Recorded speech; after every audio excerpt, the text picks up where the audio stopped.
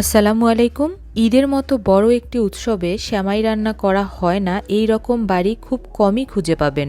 আর সেমাই পছন্দ করে না এই রকম মানুষের সংখ্যাটাও কিন্তু খুবই কম হবে।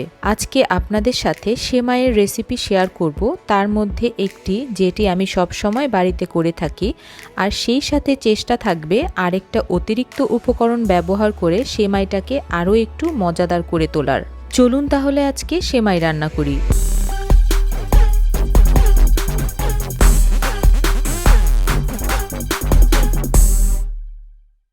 এতক্ষণে আপনারা হয়তো বুঝে গিয়েছেন আমি কি ধরনের সেমাই রান্না করতে যাচ্ছি। আমার বাড়িতে এটাকে নাটি সেমাই বলে, কারণ আমি এই সেমাই রান্না করতে প্রচুর বাদাম ব্যবহার করি। আজকের রান্নাতেও আমি 3 ধরনের বাদাম ব্যবহার করব, এবং বাদামগুলো হচ্ছে কাঠবাদাম, পেস্তা বাদাম এবং কাজু বাদাম। বাদামের সাথে কিন্তু আরও একটা জিনিস ব্যবহার হবে, সেটা হচ্ছে নারিকেল। কাঠবাদাম এবং পেস্তা বাদামের খোসাগুলো ছাড়িয়ে নিতে হবে, আর প্রত্যেকটা বাদাম আমি মোটামুটি একটু বড় বড় টুকরা করে কেটে নেব।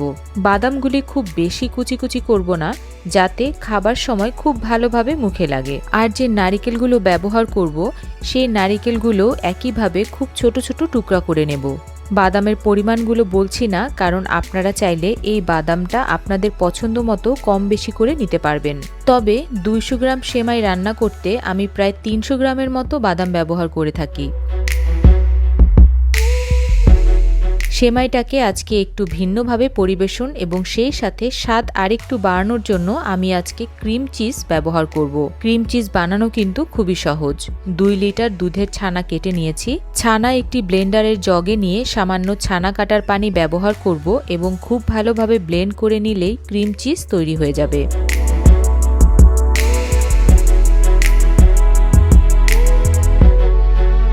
আর ক্রিম চিজ তৈরি হয়ে গেলে প্রায় 1 কাপের 4 ভাগের 1 ভাগ অর্থাৎ 1/4 কাপ চিনি মিশিয়ে নেব, যেন ক্রিম চিজটা একটু মিষ্টি হয়।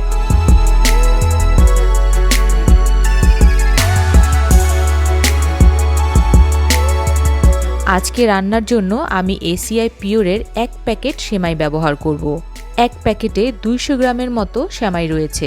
ACI পিওরের এই সেমাইটা রান্না করতে গিয়ে যে বিষয়টা আমার কাছে ভালো লেগেছে, সেটা হলো সেমাইটা অনেক বেশি চিকন এবং এই সেমাই ঝরঝরে করে রান্না করতে খুব একটা বেগ পেতে হয় না। এই সেমাই রান্না করার আগে আরেকটি ছোট কাজ বাকি রয়েছে, সেটা হচ্ছে কাঠবাদাম এবং কাজু বাদাম আমি একটু ভেজে নেব।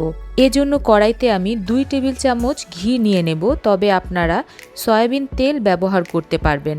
আর বাদাম ভাজাটা কিন্তু সম্পূর্ণ অপশনাল।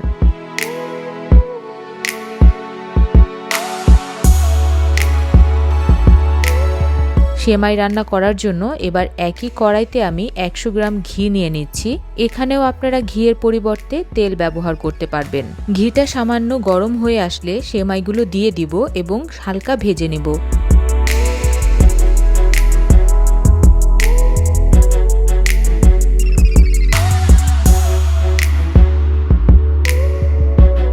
ভাজা হয়ে গেলে দিয়ে দিচ্ছি 1.25 কাপ চিনি। মিষ্টিটা কিন্তু যার যার পছন্দ মতো। সেই সাথে অ্যাড করব 1/2 কাপ পানি। চিনির সাথে একটু মিশিয়ে নেওয়ার চেষ্টা করব এবং ঢেকে দিয়ে এটাকে রান্না করতে হবে কমপক্ষে 10 মিনিট। আর এই 10 মিনিটের মধ্যে যদি আপনার সেমাই সেদ্ধ না হয়, তাহলে চাইলে পরবর্তীতে আপনারা আরও কিছু পানি অ্যাড করে আরও কিছুক্ষণ রান্না করে নিতে পারবেন। ফিরে এলাম 10 মিনিট পর। আমার সেমাই কিন্তু মোটামুটি রান্না হয়ে গিয়েছে। এখান থেকে অর্ধেক আমি তুলে রাখবো।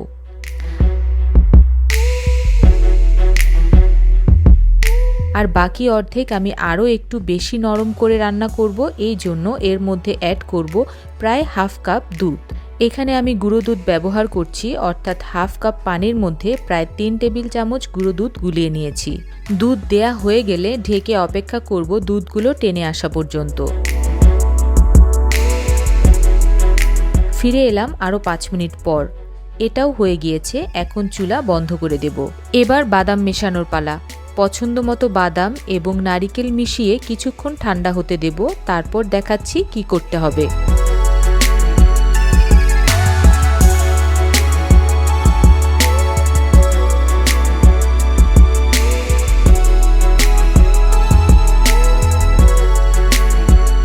ওদিকে আলাদাভাবে যে সেমাইটা তুলে রেখেছিলাম সেটাও কিন্তু পরিবেশনের জন্য তৈরি। ডিশ আউট করে এটার মধ্যেও কিছুটা বাদাম কুচি দিয়ে দেয়া যেতে পারে।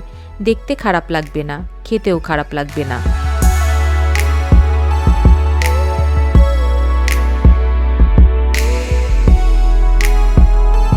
আর যে সেমাইগুলোর মধ্যে প্রচুর বাদাম এবং নারিকেল মিশিয়েছিলাম সেগুলো তৈরি সার্ভ করার জন্য। আর এই সেমাইটা সার্ভ করার জন্য আমি গ্লাস ব্যবহার করব এবং সেই সাথে ক্রিম চিজ ও সেমাই দিয়ে লেয়ার তৈরি করব। ক্রিম চিজ দিয়ে এই সেমাইটা খেতে কেমন লাগবে এটা আমি আপনাদেরকে বলছি না, আপনাদের উপর ছেড়ে দিলাম। যদি কখনো ট্রাই করেন অবশ্যই আমাকে জানাবেন।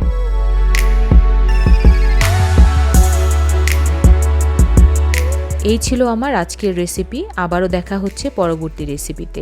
সেই পর্যন্ত সবাই ভালো থাকবেন, সুস্থ থাকবেন। ধন্যবাদ।